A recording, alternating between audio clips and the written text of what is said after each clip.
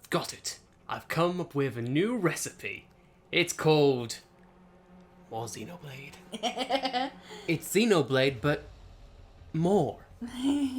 Recipe for success. Hey everyone, welcome back to more news drops.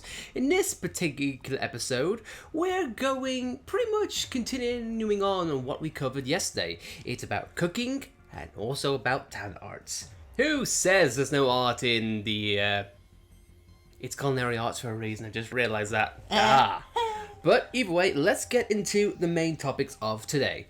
So, here we are, once again from Monolith of Japan, and it's stated as follows. Some of the breakpoints have a dining room, and Manana may inspire new dishes. A trip to explore cooking after a short break from adventure seems to be fun.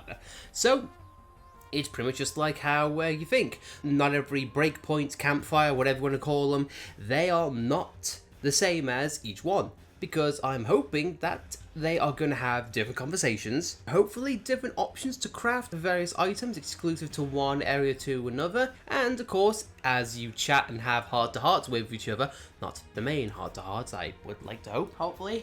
Maybe.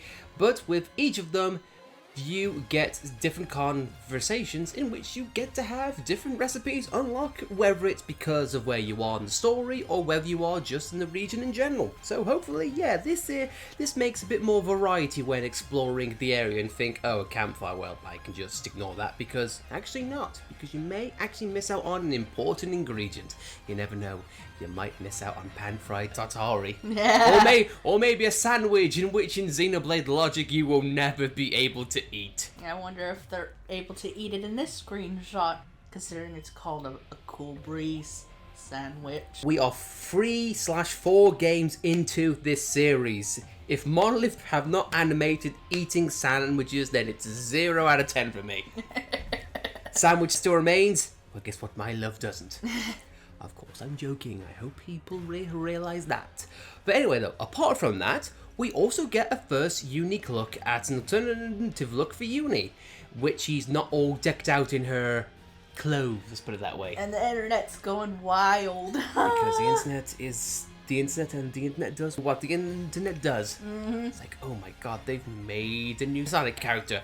I must draw art of it. In air quotes. 34 arts. Oh, wow, 34 arts? My god, that is a lot of moves to pull off in a Xenoblade game. And well, you know what? That's a good transition as well, because this is again from Monolith of Japan. This is the second piece of info that we have for you guys today. And it's as follows.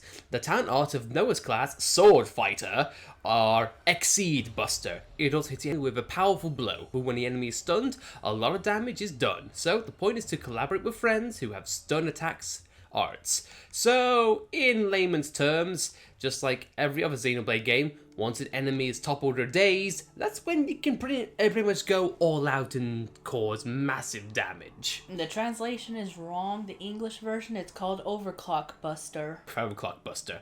I mean, technically you're exceeding the clock, Yeah. so I guess it makes sense, but hey ho. Of course, let's put to the obvious thing. We have the main character. He has a sword, and he has Buster for his talent art.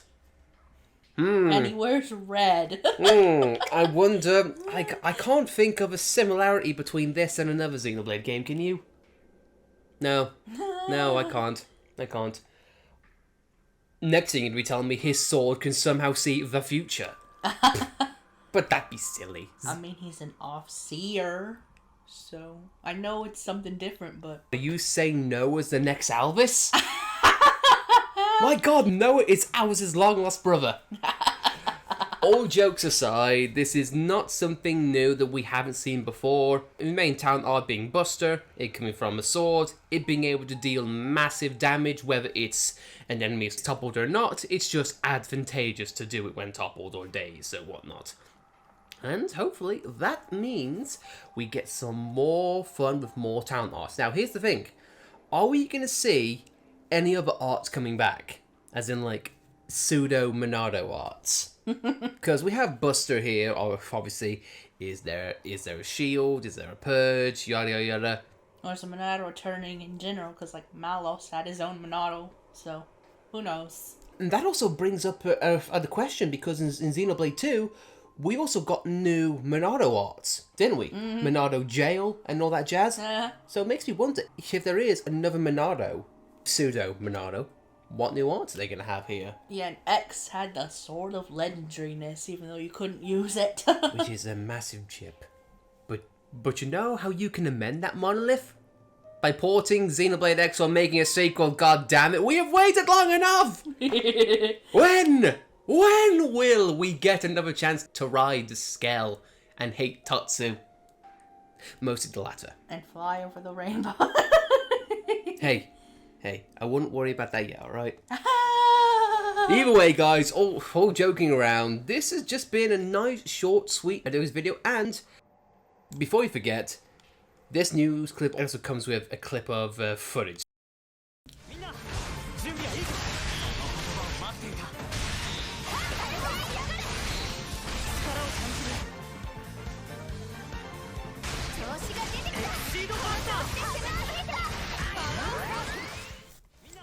Now, one of the things I really like about that, for me, it's a nice mix between Xenoblade 1's talent art and sort of the finale of Xenoblade 2's blade combo finishes.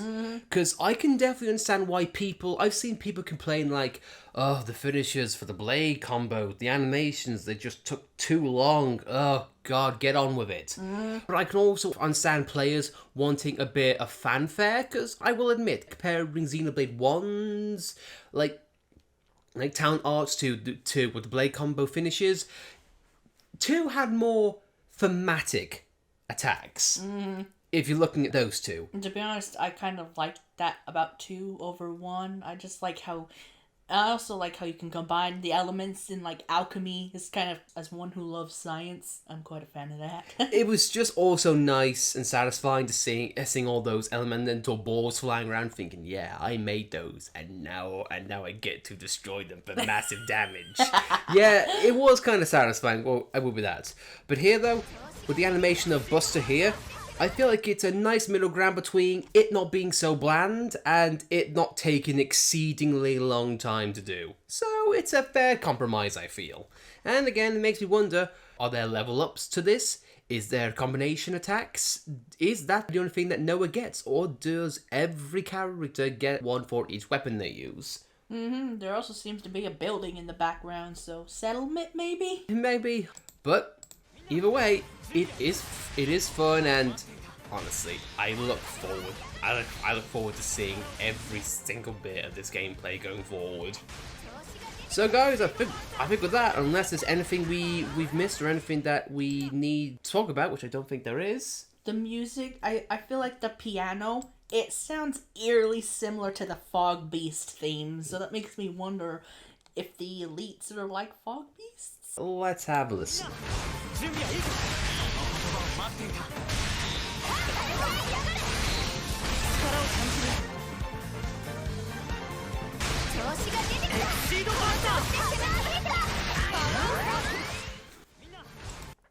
I mean, to be fair, that is something that we do need to consider, because up until Future Connected, we just had normal monsters and unique monsters, didn't we? Yeah. And I got the inclusion of lucky monsters as well as elite monsters.